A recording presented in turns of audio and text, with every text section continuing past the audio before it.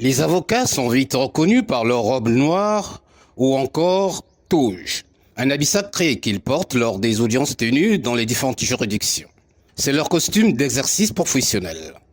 Maître Claude Coelho, avocat au barreau de Pointe-Noire et bâtonnier national, exerce cette profession libérale et indépendante voilà 35 ans.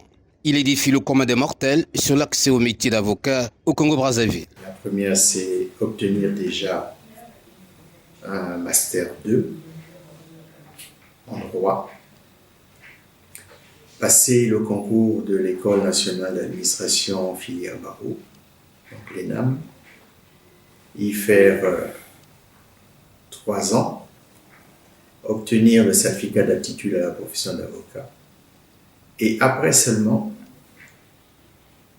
postuler devant l'Ordre national des avocats du Congo, qui lui vous délivrera l'agrément, donc l'autorisation d'être admis sur la liste de stage et donc avoir la qualité d'avocat. À l'issue de ce stage, l'avocat n'est pas à même d'être titularisé. Parce qu'il y a un avis qui est donné par son maître de stage, puis qui est validé par le conseil du barreau. Et lorsque ces avis favorables ont été obtenus, on transfère l'entier dossier à l'Ordre national des avocats du Congo et le conseil de l'Ordre national des avocats du Congo, après avis du bâtonnier national, titularise l'avocat stagiaire. Pourtant, plusieurs missions sont dévolues à l'avocat. L'avocat est un défenseur, l'avocat joue le rôle de conseil aussi, dans toute sa multidisciplinarité. Donc, à partir de là, ça serait vraiment, comme on dit, rentrer dans les dédales, alors qu'en général, il faut retenir que l'avocat défend, conseille. Cette noble profession demande à l'avocat d'avoir la passion de défendre autrui. Mais une question se pose. Comment faut-il faire pour le saisir? Il suffit simplement d'appeler un avocat, de prendre rendez-vous avec l'avocat et de lui exposer votre problème. Si vous êtes tombé d'accord sur la convention d'honoraires et s'il n'y a pas de conflit d'intérêt, à cet instant, l'avocat se doit de se constituer officiellement, donc d'écrire au tribunal pour dire « je suis en demande » ou « je suis en défense » ou « je suis intervenant volontaire » pour le compte de X personnes. Comme dans chaque métier, les avocats très souvent utilisent un langage, mais qui reste hermétique pour le public. Maître Coelho explique certains termes utilisés. Par exemple, le flagrant délit et le mandat de dépôt. Vous volez, on vous prend la main dans le sac. On vous emmène directement au tribunal. Ça, c'est un flagrant délit. C'est-à-dire sur le champ. À l'instant même, on vous prend. On vous arrête en train de commettre une infraction. Il y a aussi le crime flagrant. Vous venez de le tuer, donc immédiatement, on vous prend. Ça, c'est le flagrant délit. Le mandat de dépôt, c'est quand une décision est rendue et que on vous dépose à la maison d'arrêt. C'est ça le mandat de dépôt. On ordonne que vous soyez déposé à la maison d'arrêt pour exécuter votre peine. La différence entre la condamnation ferme et la condamnation sous mandat de dépôt, la citation directe et le mandat d'amener. Dans la condamnation ferme, on décerne un mandat de dépôt, c'est-à-dire que vous allez exécuter une peine de 2 ans à la maison d'arrêt. Ça, c'est ce que ça veut dire. On vous décerne un mandat de dépôt, c'est-à-dire qu'on aille vous déposer à la maison d'arrêt pour que vous puissiez réfléchir sur les actes répréhensibles que vous avez commis et au besoin qu'il y ait une réinsertion dans la vie collective pour vous.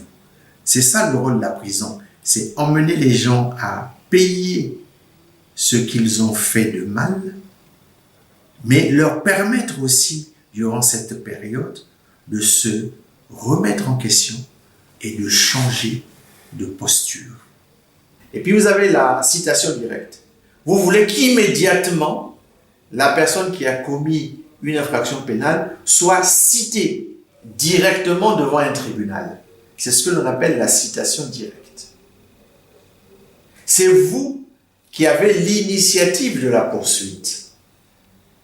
Ce n'est plus le procureur de la République, Ce n'est plus le doyen des juges d'instruction, mais c'est vous qui avez l'initiative avec les conséquences juridiques. Et le juge demande qu'on aille vous prendre, qu'on vous emmène devant lui. C'est ça le mandat d'amener. Et donc la police va aller vous chercher, vous retrouver et vous obliger à vous présenter devant le juge. Dans l'exercice de leur métier, les avocats sont jugés peu accessibles et leurs honoraires pas connus de leurs clients. Lorsque vous arrivez voir un avocat, l'honoraire dépend de la complexité du dossier, de la réputation de l'avocat. Et il y a un temps mis pour le dossier. Il y a des dossiers qui peuvent prendre 10 heures, mais il y a des dossiers qui peuvent prendre 200, 300, voire 400 heures. Ce n'est pas le même tarif. Mais la seule issue favorable pour les parties, c'est que lorsque votre avocat vous dit « Je voudrais pour ce dossier 500 000 francs », vous pouvez lui dire « Je n'ai pas les moyens de payer 500 000 francs ». Et vous tombez sur un honoraire convenu d'accord partie. C'est pourquoi j'exige toujours qu'il y ait une convention d'honoraires entre le client et l'avocat pour éviter les surprises. Il y a aussi une autre chose qu'il faille ne pas oublier. L'avocat qui accepte un dossier sans être payé commet une faute déontologique. Il ne peut pas accepter un dossier sans être provisionné, c'est-à-dire sans qu'on lui ait versé une provision. Mais en dehors des frais de l'avocat, il y a aussi les frais de justice qui sont à la charge du client. C'est vrai que vous posez un problème qui a une autre connotation. C'est le problème des personnes indigentes, c'est-à-dire qui n'ont pas suffisamment de moyens et qui voient l'accès à la justice leur échapper.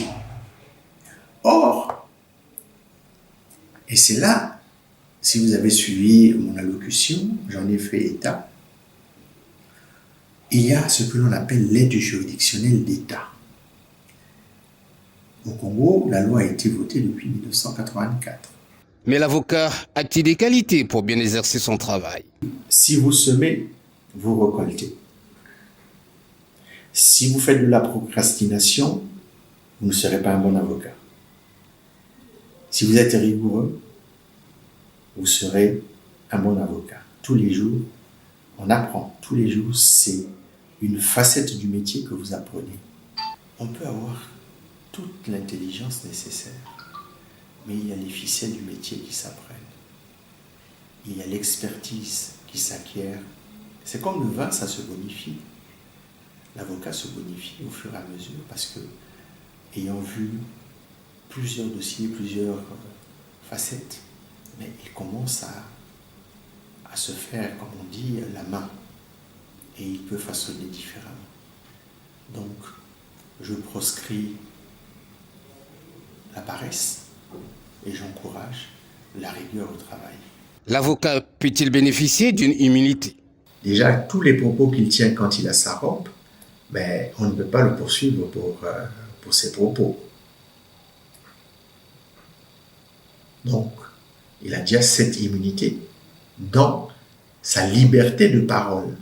Parce qu'il ne faut pas oublier que la profession d'avocat est une profession indépendante, même si c'est l'État qui nous délègue une partie du service public, de la justice. Mais nous sommes indépendants. Ça, c'est le premier point. Vous allez aussi constater que les avocats ne peuvent pas être comme des citoyens simples, pris.